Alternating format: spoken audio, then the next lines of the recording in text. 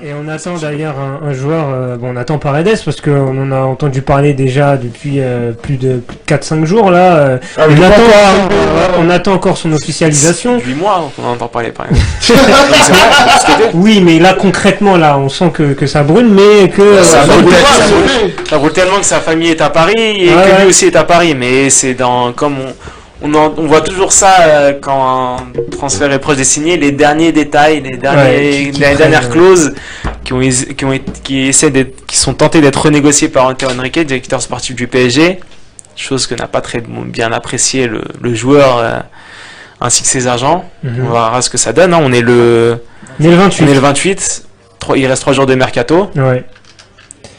On verra à t'entendre, ça sent pas très bon. Non, ça, à mon avis, ça peut être fait dans l'heure comme ça peut ne pas être fait. Donc c'est que le PSG, on n'est jamais à l'abri. Hein. Ouais, on reste encore dans le faux. On va rester dans le volet mercato. On va bifurquer sur le dislike de Bafodé concernant un joueur qui était fortement courtisé par le Paris Saint-Germain, mais qui a finalement filé au Barça. C'est Frenkie de Jong, qui a signé pour le club catalan et il rejoindra les Blaugrana l'été prochain. Donc en soi, je dis c'est un dislike, en soi, c'est une très bonne chose, justement pour le FC Barcelone. Vraiment, Frenkie de Jong, vraiment tout le monde, vraiment dans tous les plus grands clubs le voulaient, donc tant mieux pour le FC Barcelone. Mais voilà, pour le Paris Saint-Germain, c'est disons que c'était perdu d'avance. Je pense que de son état d'esprit, je pense que c'était déjà perdu d'avance parce que voilà, on pourra dire ce qu'on veut. La Ligue 1, elle est pas attractive. La Ligue 1, elle est pas sexy cette année. Et un joueur qui est demandé par plein d'autres clubs, lui, il a envie de voir ailleurs. Il a envie de découvrir, le Barça, vraiment le championnat espagnol et pas le Paris Saint-Germain. Surtout avec le championnat qui est là en ce moment, il serait compétitif. Peut-être que le projet sportif l'aurait intéressé, mais là, quel grand joueur, tu te mets à la place d'un grand joueur.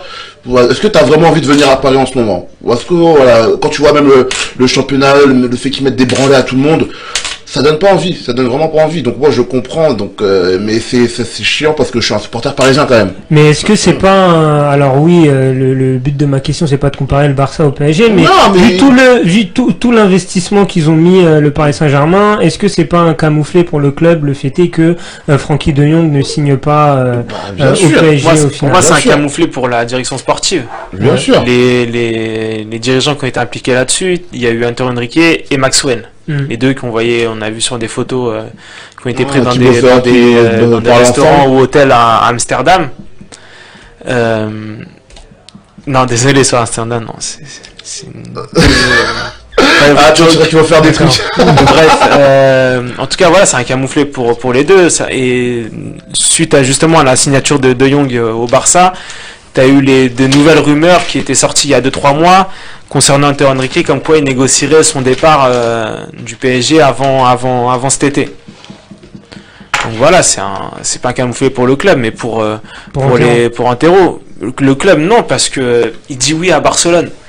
Si t'as le choix, si t'es néerlandais, t'as été formé à l'Ajax, t'as le choix entre Barcelone et le PSG. 9,9 fois sur 10, tu prends Barcelone. Ouais, c'est vrai que rien que par rapport à ça, la culture néerlandaise et le FC Barcelone. L'école Ajax, c'est Cruyff, c'est le Barça. Cette culture, c'est Barça, fait que.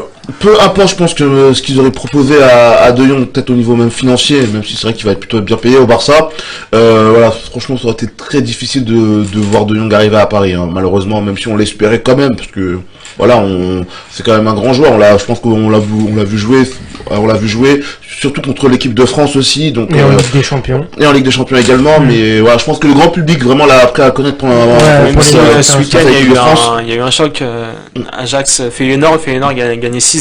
Le Feyenoord de Robin van Persie d'ailleurs, Mohamed. Il a marqué Van Persie. Je vais te dire ça tout de suite, je suis pas sûr, mais ouais, De Jong n'a pas été très convaincant, mais comme toute son équipe. Mais ça reste un super joueur et un bel avenir lui est promis en tout cas. Exactement. On va maintenant passer à un autre club. On va pas passer à un autre club. On va d'abord parler du dislike de Riyad concernant un joueur qui s'est blessé cette semaine. Doublé Van Persie. Doublé Van Persie. Voilà. Toujours l'éternel Van Persie. On va parler de ton dislike pour conclure sur le Paris Saint-Germain. Riyad, concernant le psychodrame autour de Neymar. Ouais, Il s'est blessé cette semaine face à Strasbourg. Moi, mon dislike, c'est pas Neymar, hein, le joueur, hein, non, rien du tout. Meilleur joueur du PSG. Tout ce qu'il y a autour début de saison. Neymar. Mais en fait, c'est depuis on a appris la blessure. Maintenant, ça fait comme l'année dernière. Les médecins le sélectionneur sélectionneur brésilien qui vient à Paris, qui vient le rencontrer, les médecins de la sélection du Brésil qui viennent à Paris, qui discutent avec les médecins du PSG, qui imposent leur point de vue. Et les médecins du PSG ils veulent une opération, et les médecins brésiliens ils veulent plutôt un traitement, un protocole. T'entends des phrases, je sais pas, personne n'est médecin, aucun médecin s'exprime là-dessus, mais t'entends des phrases comme quoi, ouais, si tu lui mets un peu de graisse ou je sais pas quoi dans la cheville, bah il va se rétablir plus vite, il pourra poser le pied, il pourra courir, faire ses gestes et tout avec le ballon. Le gars c'est un cobaye quoi. Bah le problème c'est ça, c'est que le Brésil veut récupérer pour la Copa América, mais en même temps c'est un salarié du PSG, le PSG le paye cher, très cher tous les mois. Et après t'as le psychodrame, n'importe quelle interview, tu vas entendre une interview d'un joueur en Thaïlande, le mec il va lui poser une question, un journaliste français va lui poser une question sur Neymar, ou tu vois. Tu trouves qu'on en fait trop sur c'est un grand joueur blessé. Ouais. Attendons de voir ce qu'il a, s'il va être diagnostiqué, je sais pas moi, 2 semaines, 2 mois, 6 mois d'arrêt. Et puis ça va continuer, c'est tout. Le PSG devra faire face. Le PSG a aussi de bons joueurs en complément. Ne pas en faire un psychodrame comme la saison dernière et se dire ouais, peut-être qu'il va revenir pour l'aller. Ah, peut-être qu'il sera là pour le retour, finalement il n'est pas le retour. Ah, peut-être qu'il va être là pour la finale de la coupe. Non, pas celle-là. Peut-être la Coupe de France, lui, non, la fin de championnat. Est-ce qu'il sera là pour célébrer le titre, oui ou non? Et puis au final, il est venu 6 mois après, il est venu en août.